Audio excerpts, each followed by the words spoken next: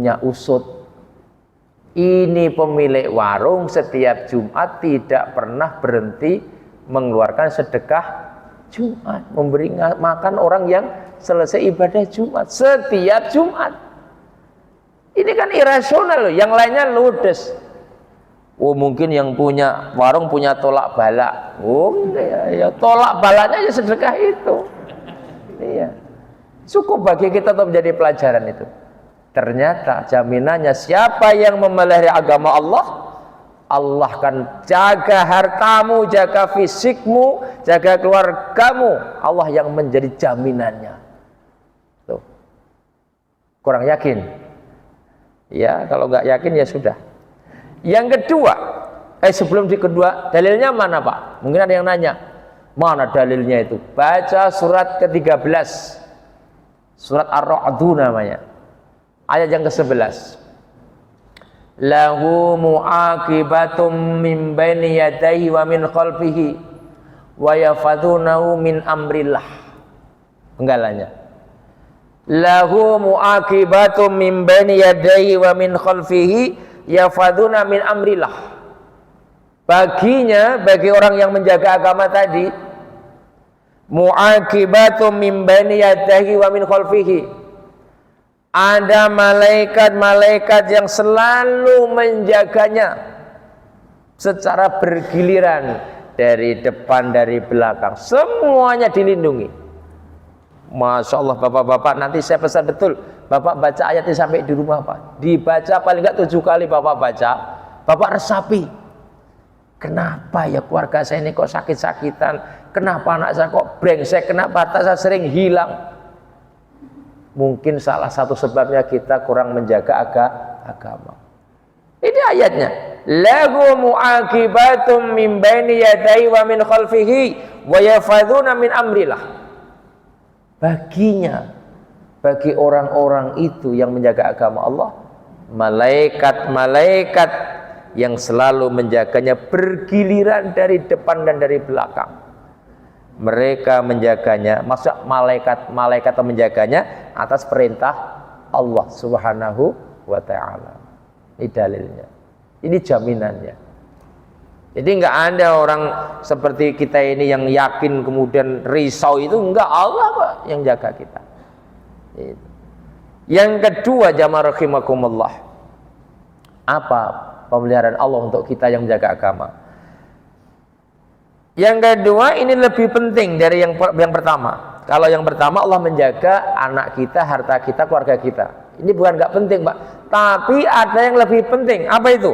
Allah Subhanahu wa ta'ala akan menjaga agama dan keimanan kita sampai di penghujung kehidupan, sampai kita selesai hidup ini.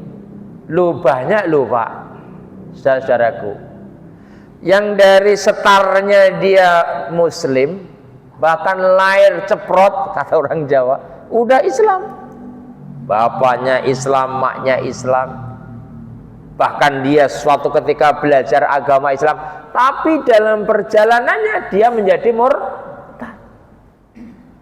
Yang sering berkali-kali saya kasih contoh seperti saudara kita Ibrahim, Saifuddin Ibrahim itu, keluarga muslim yang kuat, dari komunitas daerah yang Islamnya kuat, belajar di madrasah, mondok, ternyata balik dia ke kufuran. Nah, berarti Allah tidak menjaga dia. Kenapa? Dia tidak menjaga Allah. Orang ini seringnya berselancar akidah dengan orang-orang itu, terus digosok, terus dipengaruhi. Nah lama-lama lepas. Sekarang berbalik menjadi musuh Islam di negeri ini. Siapa yang bisa menjamin Pak Mustafa sampai di penghujung kehidupan menjadi orang Islam yang benar? Siapa yang bisa menjamin saya, bapak-bapak, sampai sekarat nanti masih Islam? Gak ada yang bisa menjamin Pak. Banyak. Tetapi ketika Allah menghendaki ada orang yang sebelumnya tidak tahu Islam, begitu dia memeluk Islam, dia maksimalkan keyakinannya, maka di penghujung kehidupan dia menjadi Islam yang baik, husnul khotimah. Siapa itu? Stephen yang dari Jogja itu. Mu'alaf, 7 mobil dijual, 2 rumah dijual, semua perusahaannya dijual untuk nolong orang, bukan untuk dirinya. Dia sendiri lebih baik kontrak. Anak lahir pertama siapin kain kafan, lahir lagi kain kafan. Apa bahasa dia? Loh, kita ini kan hidup tinggal menunggu sholat, nunggu sholat dan nunggu mati. Maka siapkan bekalmu yang paling bagus. Malu kan kita yang belajar Islam kita, yang keluar dari rahim Islam kita, tapi karena Allah memilih dia yang terbaik, maka meninggalnya pun di waktu sholat isya. Apa gak husnul khotimah? Umur masih muda beliau, baru 40 tahun, tapi sudah menjadi konglomerat kan. Dan dia sudah tenang, hartanya sudah nyampe semua kan, banyak disumbangkan ke itu waktu Covid kan ya. Coba, nggak banyak, cuma berapa miliar, 14 miliar ya, nggak banyak. Kalau dibandingkan 1 triliun, tapi 14 miliar orang segini ini dikumpulkan nggak sampai 14 miliar. Saya cuma 1 miliar, Pak Tariman berapa? 2 miliar. Iya, 1 miliar. Iya, ngayal kali ya. Irasional Pak. Maka Allah jaga keyakinannya. Nah, jadi saya ulangi, siapa-siapa yang menjaga agama Allah, Allah akan pelihara agamanya dan keimanannya sampai di penghujung kehidupan. Ya. Kemudian dalam urusan menjaga hak keagamaan apa? Lebih jelas lagi, Allah akan menjaga hidupnya dari perkara-perkara syubhat dan syahwat. Nih, yang merusak iman dan merusak agama itu syahwat dan subhat. Subhat itu sesuatu yang remeng-remeng, sebetulnya tidak diajarkan di dalam agama, tetapi dilakukan dengan nyaman.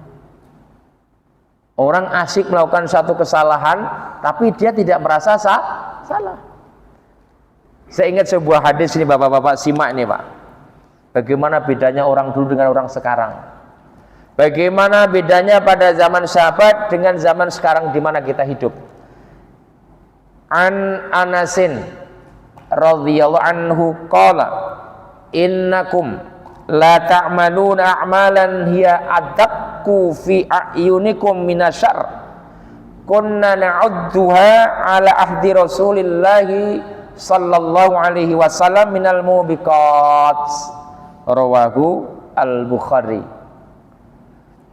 Dari sahabat Anas bin Malik, ia berkata, sesungguhnya kalian akan mengerjakan beberapa perbuatan yang perbuatan-perbuatan itu di masa kalian lebih halus daripada rambut. Artinya kita remehkan, kita sering remehkan. Padahal pada masa Rasulullah kami mengkategorinya sebagai perbuatan yang membinasakan. Paham? Jadi sahabat Anas bin Malik radhiyallahu anhu pernah bertutur begini, kalian nanti suatu zaman, suatu saat akan mengerjakan beberapa perbuatan-perbuatan yang di mata kalian, kalian anggap remeh, lembut seperti syar, seperti rambut. Anda sepelekan. Padahal perbuatan yang kalian lakukan itu di zaman Rasulullah dan para sahabat, itu kami menganggap seperti perbuatan yang membinasakan.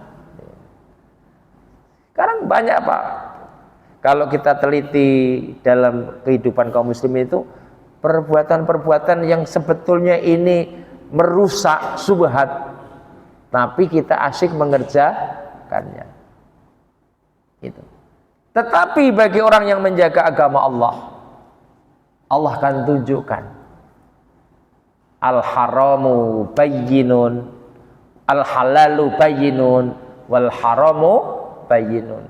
Jadi penglihatan kita akan menjadi tajam ketika melihat sesuatu yang halal, dan tajam ketika melihat sesuatu yang haram. Yang halal itu jelas, yang haram itu jelas, tapi ada loh di antara keduanya yang subhat, mutasyabih. biha. Bagaimana mensikapi ini?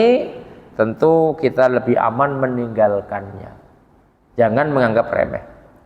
Nah, ini hikmah yang kedua yang bakal kita terima ketika kita menjaga agama Allah. Satu, Allah akan menjaga sekali lagi urusan kepentingan kita seperti urusan duniawi. Dan yang kedua, Allah akan menjaga iman dan agama kita. Sekarang coba kita renungkan, kalau perkara-perkara ini sudah dijaga Allah, berarti perjalanan kita insya Allah selamat. Walaupun godaan dunia itu macam-macam, tapi kalau dua ini tidak dijaga Allah, dunia kita dibiarkan Allah berantakan, iman agama kita dibiarkan Allah berantakan, terus apa kita nanti yang mau kita pertanggungjawabkan di hadapan Allah Subhanahu wa ta'ala. Ihfadillah yahfadaka. Terakhir dikatakan di depan tadi bahwa siapa menjaga agama Allah tujahaka, maka Allah akan hadir di hadapanmu. Ini juga perlu diluruskan. Saya sudah menjaga agama tapi belum pernah ketemu Gusti Allah. Nah, bukan itu maksudnya, biar tidak terjadi salah penafsiran. Makna Allah akan berada di hadapanmu maksudnya adalah bahwa Allah senantiasa akan membersamaimu. Bahasanya akan selalu melindungimu, membantumu, bahkan memberi kemenangan atas dirimu. Jadi jangan dipahami seperti saya di depan Bapak, enggak. Maksudnya Allah di depanmu itu Allah Subhanahu wa ta'ala akan membersamaimu dalam setiap keadaan. Allah akan meliputimu, membantumu, dan memberi kemenangan atas apa yang kamu perjuangkan. Jadi ini harus menjadi renungan juga, Pak. Kenapa ya umat Islam terutama di negeri kita ini kok sulit gitu ya. Semuanya serba penuh kecurigaan, ada yang dituduh teroris, dituduh radikal, macam-macam ya. Bahkan sama muslim tidak akur, masing-masing memberikan pembenaran diri sendiri. Ini kan sebetulnya kita sedang dibiarkan Allah, Pak. Kekuatan yang sebetulnya nggak bisa dikalahkan itu akhirnya berantakan, dicerai-beraikan. Karena apa? Kemungkinan saya dan bapak-bapak tidak menjaga agama. Bolehlah misalnya bapak-bapak bisa menjaga agama, sholat sudah terjaga, ngaji terjaga, ke masjid rajin. Tapi yang lainnya gimana? Yang lainnya berapa persen? Ya. Itu sekali lagi pentingnya kita menggerakkan dakwah itu, menghidupkan masjid itu. Nah, dengan demikian berlakulah yang disebut dengan ma'iyatullah. Apa ma'iyatullah?